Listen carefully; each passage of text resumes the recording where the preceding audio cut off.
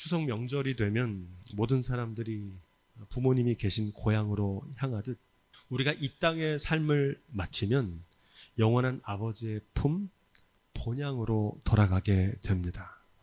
이 본향을 가리켜서 어떤 신학자는 본집이라고도 합니다. 부모님이 계신 곳이 고향이잖아요. 그래서 우리가 영원한 본향, 본집으로 돌아가게 된다, 이렇게 말합니다. 제 아무리 아름다운 여행지를 방문해서 거기서 살고 싶어도 여행 일정이 끝나면 집으로 귀가해야 됩니다. 그것처럼 우리의 인생도 영원하지 않고 끝이 있습니다. 이 사실은 누구도 부인할 수 없는 진실입니다. 그리고 그 누구도 예외가 없습니다. 이 땅의 삶을 마치면 본향, 본집, 천국에 갑니다. 예수께서 전하신 복음도 바로 이 천국 복음입니다. 마태복음 4장 23절에서 예수께서 온 갈릴리에 두루 다니사 저희에게 회당에서 가르치시며 천국 복음을 전파하시니, 이렇게 말합니다. 이 천국 복음은 우리가 믿는 기독교 신앙의 오리지널 메시지입니다. 하지만 오늘날 기독교인들조차도 이 천국 복음에 무관심합니다. 별로 천국에 관심이 없어요. 무엇보다 이 천국 복음에 대해서 무지합니다. 잘 몰라요. 우리가 이 땅의 삶을 마치면 천국에 들어간다는 것만 알지, 그 천국에 들어가기 전에 하나님 심판대 앞에 선다는 사실을 모르고 살아갑니다. 히브리서 9장 27절은 이렇게 말합니다. 한 번 죽는 것은 사람에게 정하신 것이요. 한번 따라해 볼까요? 그 후에는 심판이 있으리니. 아멘. 인생을 마치면 곧장 천국 가는 게 아닙니다. 하나님의 심판대 앞에서 심판을 받게 됩니다. 로마서 14장 10절에서 사도 바울은 이렇게 말합니다. 우리가 다 하나님의 심판대 앞에 서리라. 예외 없다는 말입니다. 세례 요한과 예수님께서 하신 첫 번째 외침은 회개하라, 천국이 가까이 왔느니라, 이렇게 설교하셨어요. 천국이 가까이 왔는데 왜 회개를 해야 되느냐? 왜 우리의 삶을 돌이켜 회개해야 되느냐? 그 이유는 여기서 말하는 천국은 천국에 들어가기 전 우리가 서게 되는 하나님의 심판대를 말하는 겁니다. 하나님의 심판대가 가까이 왔으니 이제 하나님 심판대 앞에 합당한 삶으로 돌이켜 회개하라는 말씀입니다. 마태복음 7장 13절로 14절 말씀해 보면 이렇게 되어 있어요. 좁은 문으로 들어가라. 멸망으로 인도하는 문은 크고 그 길이 넓어 그리로 들어가는 자가 많고, 생명으로 인도하는 문은 좁고 길이 협착하여 찾는 이가 적음이라 그럽니다. 여러분, 천국에 들어가는 길이 좁은 문입니까? 넓은 문입니까? 좁은 문이라는 겁니다. 천국에 들어가는 게 쉽다고 그럽니까? 어렵다고 그럽니까? 어렵다는 겁니다. 안타깝게도 오늘 한국교회는 천국 가는 길을 쉽고 편한 길로 가르쳤습니다. 교회에 다니기만 하면, 우리가 적당한 신앙생활 하기만 하면 다 천국 간다고 가르쳤습니다. 하지만 성경은 천국 가는 길이 어렵고 힘든 좁은 길이라고 증거합니다. 왜 힘들까요? 하나님의 심판대를 통과하는 게 어렵기 때문입니다. 천국을 전파하면서 하나님의 심판대가 있다는 사실은 생략해버리는 겁니다. 하나님의 심판대를 빼고 천국 복음을 전하는 겁니다. 마태복음 7장 21절은 그런 맥락에서 이렇게 말합니다. 우리 함께 읽어보겠습니다. 나더러 주여 주여 하는 자마다 천국에 다 들어갈 것이 아니요 다만 하늘에 계신 내 아버지의 뜻대로 행하는 자라야 들어가리라. 아멘. 예수님이 말씀하신 천국 복음의 핵심입니다.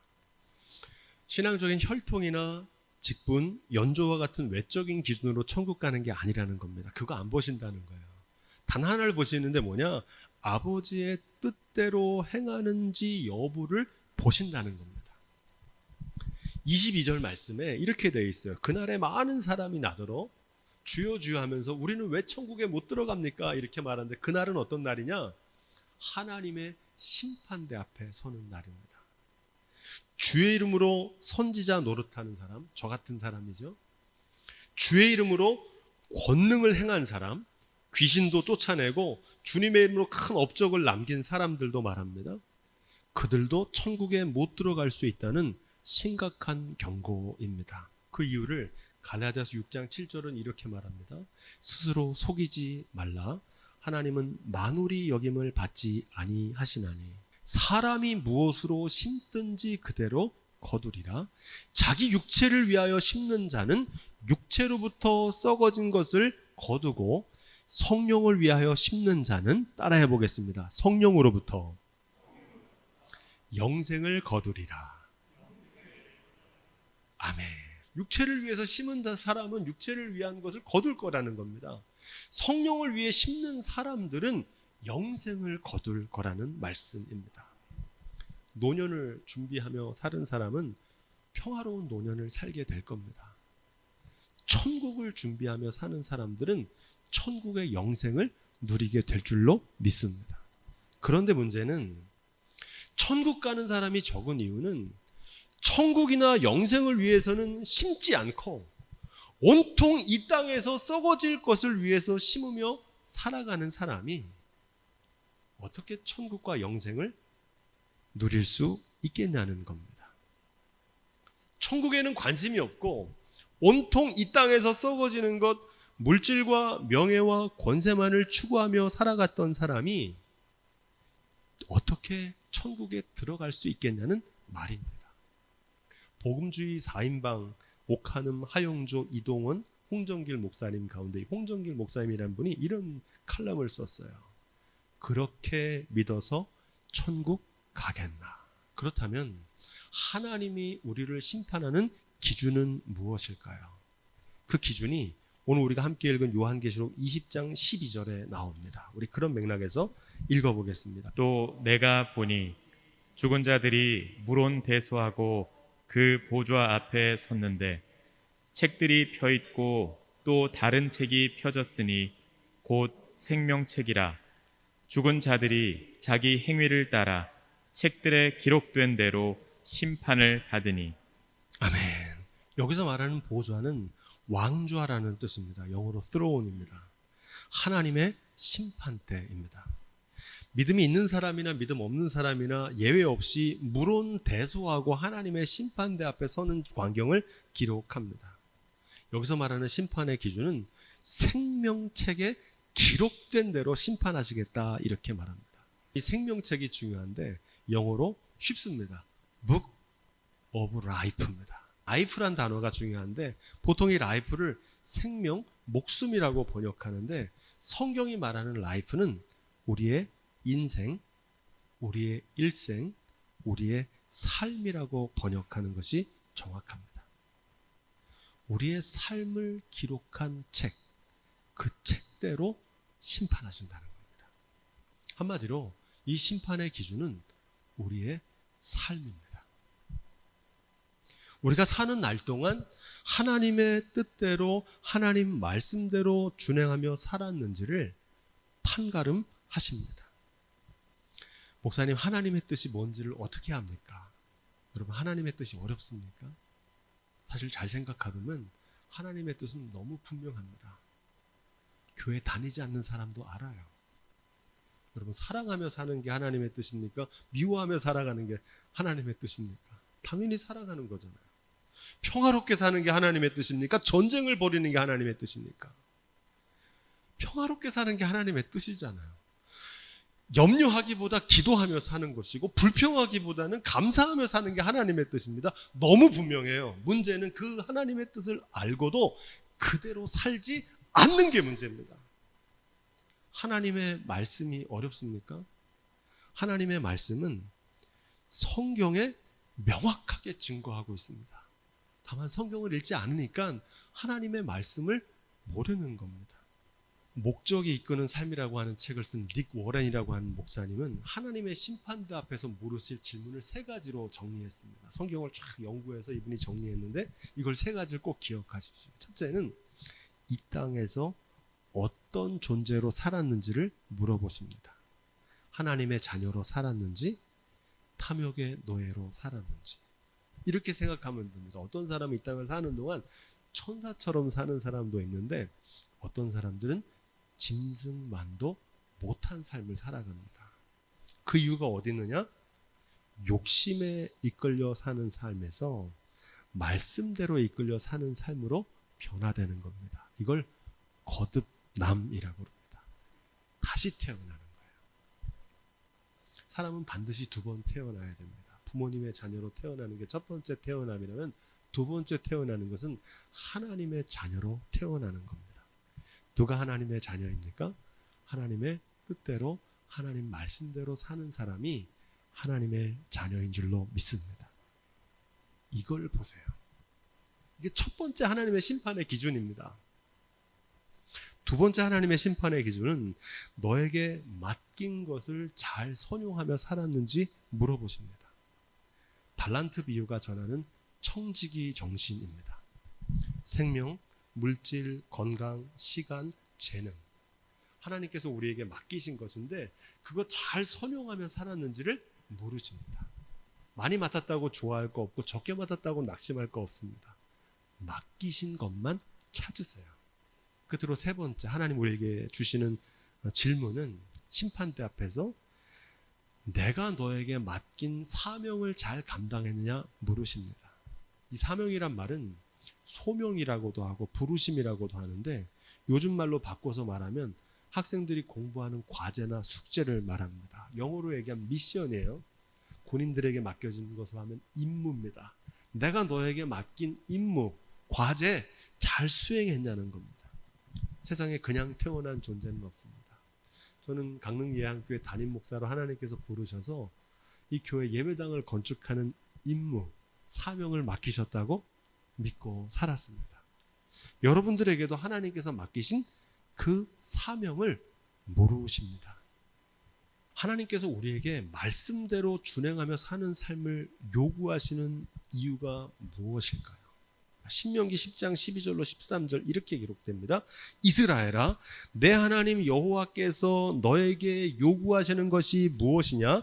곧 내 하나님 여호와를 경외하며 그 모든 도를 행하고 그를 사랑하며 마음을 다하고 성품을 다하여 내 하나님 여호와를 섬기고. 따라해 보겠습니다. 내가 오늘날 내 행복을 위하여 내게 명하는 여호와의 명령과 규례를 지킬 것이 아니냐, 이렇게 기록합니다. 말씀대로 사는 삶을 요구하시는 것은 하나님 위한 게 아닙니다. 많은 사람들이 이걸 오해해요. 내가 말씀대로 하나님 뜻대로 살면 이거 하나님 좋은 일이라고 생각하는데 아닙니다. 우리의 행복을 위해서 하나님께서 우리에게 그 말씀대로 사는 삶을 요구하신다는 겁니다. 천국에 관한 삶의 유익을 증명한 사람이 있는데 수학자 파스칼, 탕세를 쓴 사람인데 철학자이기도 하죠. 독실한 크리스찬이었습니다. 이분이 파스칼의 내기라고 친구 도박사와의 논증을 통해서 천국을 믿지 않고 사는 사람보다 천국이 존재한다고 믿고 살아가는 삶이 더 유익하다는 걸 증명합니다. 그 중에 하나는 천국을 믿고 살다가 설령 나중에 천국이 없더라도 손해볼 게 없다는 겁니다. 왜냐하면 천국을 바라보며 살았기 때문에 사는 날 동안 더 높은 가치와 이상을 추구하며 잘 살았기 때문에 설령 천국이 없어도 손해볼 게 없다는 말입니다. 파스칼의 말 가운데 우리가 주목해야 될 것은 천국을 바라보며 사는 사람이 땅만 보며 사는 사람보다 이 땅에서도 더 잘 산다는 겁니다. 더 풍성한 삶을 살아갈 수 있다는 겁니다. 왜 사람들이 천국 복음을 어려워하냐면 천국 복음에는 여러 가지 의미를 담고 있기 때문입니다. 영원한 안식을 누리는 말씀도 있고 또 이 천국에는 하나님의 통치라고 하는 의미도 있고 하나님의 심판이라고 하는 의미도 있습니다. 무엇보다 우리의 삶이 영원하지 않고 끝나는 날이 있다는 종말 신앙이 천국 복음의 메시지 가운데 하나입니다. 성경이 전하는 이 종말 신앙의 메시지는 한마디로 마지막을 생각하며 오늘을 살아가라는 겁니다. 종말 신앙은 알 수 없는 마지막 날이 아니라 지금 오늘 내가 살고 있는 이 순간 나의 삶에 초점을 맞추고 있는 겁니다. 내일 당장 하나님 심판대 앞에 서더라도 부끄럽지 않은 오늘을 살라는 겁니다. 오늘 지금 이 순간을 마지막 날처럼 의미 있고 가치 있게 살아가는 지혜를 증거하고 있는 줄로 믿습니다. 천국은 이 땅의 삶을 마치고 아버지의 품에서 누리는 영원한 안식을 가르칩니다. 하지만 이게 전부가 아닙니다. 천국은 이 땅에서 천국을 맛보는 삶을 증거합니다. 바꿔 말하면 영원하신 말씀대로 준행하며 영원한 가치를 추구하는 삶입니다. 이거 어려운 게 아니고요. 사랑하며 감사하며 사는 겁니다. 나누며 섬기며 사는 겁니다. 기쁨과 행복을 만끽하는 삶인 줄로 믿습니다. 이것을 찬송가 346장에서는 영생을 맛보며 주와 함께 살리라. 할렐루야. 이 천국을 경험하는 삶이 될 수 있기를 주님으로 부탁을 드립니다. 천국 복음, 영원한 본향을 사는 삶의 유익을 세 가지만 말씀드리면, 첫 번째는 천국 복음으로 살면 하나님의 자녀로 살게 됩니다. 평생 존귀한 존재로 살아갈 수 있다는 겁니다. 요셉은 노예였지만 애굽의 총리 되심이 됩니다. 다윗은 목동이었는데 위대한 이스라엘의 임금이 됩니다. 베드로는 평범한 어부였는데 하나님의 뜻대로 말씀대로 살았더니 위대한 사도가 됩니다. 막달라 마리아는 몸을 파는 창기였지만 하나님의 말씀과 뜻대로 살 때 세상에서 가장 거룩한 여인이 됩니다. 말씀대로 준행하는 삶의 가장 큰 축복은 삶에서 성령의 9가지 열매를 맺는 겁니다. 사랑과 기쁨, 평강과 만족, 기쁨과 감사, 인내와 자비와 양선, 충성과 온유와 절제가 넘칩니다. 풍성한 삶을 살게 되는 거예요. 이 축복이 저와 여러분 가운데 있기를 부탁드립니다. 천국 복음으로 살면 청지기로 살게 됩니다. 청지기는 헛된 욕망으로 제한된 인생을 허비하지 않습니다. 돈이나 명예, 쾌락과 건강, 자녀 다 소중한 겁니다. 이건 내 마음대로 안 되는 것이고 두고 가는 것이고 가져갈 수 없는 겁니다. 변하는 것이고 사라지는 겁니다. 청지기는 이것을 알고 살아갑니다. 청지기는 실패와 성공으로부터 자유롭고 성공했다고 자만하거나 교만하지 않습니다.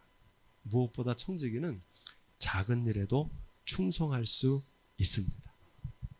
요한계시록 7교회 가운데 유일하게 칭찬만 받은 교회가 빌라델비아 교회인데, 그 칭찬하신 이유는 내가 내 행위를 아노니 내가 적은 능력을 가지고도 내 말을 지키며 내 말을 배반치 아니하였도다. 크고 위대한 업적 때문이 아니라 작은 일에도 말씀대로 준행한 것을 칭찬하십니다.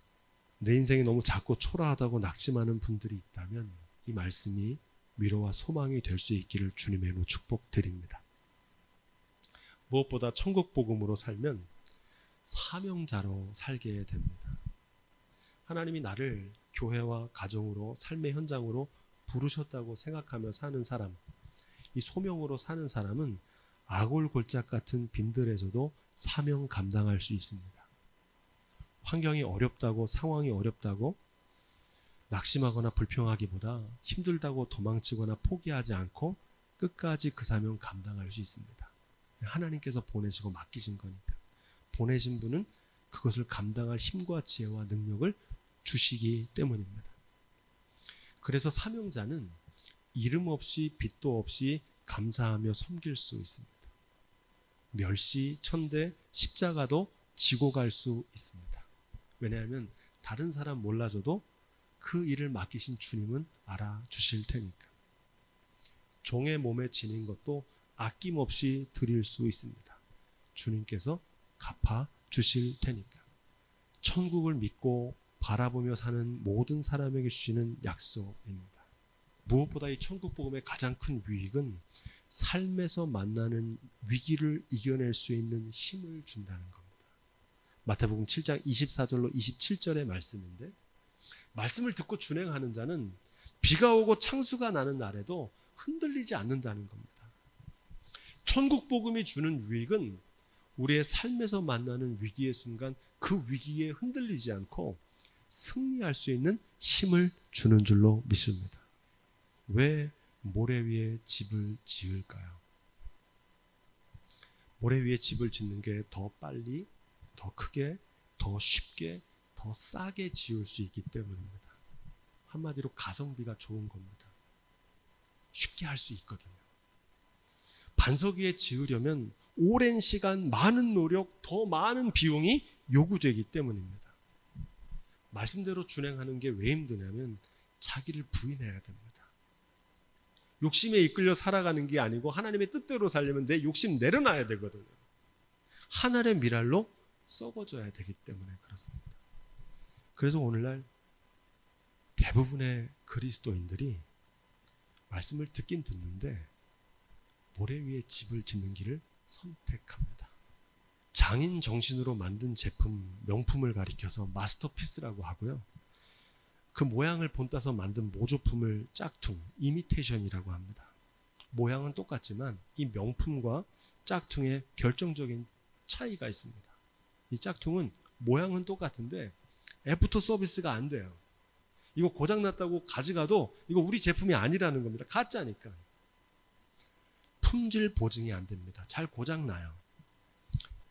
여러분, 우리의 신앙에도 명품 신앙이 있고 짝퉁 신앙이 있습니다. 모양은 똑같아요. 명품 신앙은 말씀대로 준행하는 신앙생활이고 짝퉁 신앙은 말씀대로 준행하지 않는 신앙생활입니다. 말씀대로 준행하지 않는 짝퉁 신앙의 문제는 평상시에는 잘 드러나지 않습니다. 하지만 죽음 이후에 하나님의 심판대 앞에 섰을 때 문제가 벌어집니다. 천국을 못 들어가는 거예요. AS가 안 되는 겁니다. 애프터 서비스가 안 돼요. 그날 가가지고 내가 평생 잘 믿었다고 생각하는데 그날 주님 앞에 섰는데 그거는 내가 전한 신앙이 아니라는 겁니다. 얼마나 당혹스럽습니까? 그뿐만 아니라 삶에서 천국을 경험하지 못하는 겁니다. 영생을 맛보며 산 적이 없어요. 성령의 열매가 없는 거예요. 사랑도 없고 기쁨도 없고 인내도 없고 감사도 없고 평화도 맛보지 못하는 겁니다. 사후 관리가 안 되고 품질이 떨어지는 건 모든 짝퉁들의 공통점입니다. 한국교회에서는 쉽고 편한 천국 복음, 한마디로 싸구려 신앙이 대세입니다. 오늘날 이 귀한 천국 복음을 잃어버리고 삽니다. 오늘 말씀 이렇게 마치려고 합니다. 여러분은 어떤 신앙이 되시기를 원하십니까? 명품 신앙입니까? 아니면 짝퉁 신앙입니까? 신앙은 삶입니다. 명품 신앙은 명품 인생을 만듭니다. 큰 교회가 되기보다는 천국 많이 보내는 교회가 되기를 소망합니다. 바라기는 날마다 천국을 바라보며 천국을 경험하며 살다가 마침내 영원한 천국 아버지에서 품에서 만나는 저와 여러분들이 다 되시기를 주님의 이름으로 부탁드립니다.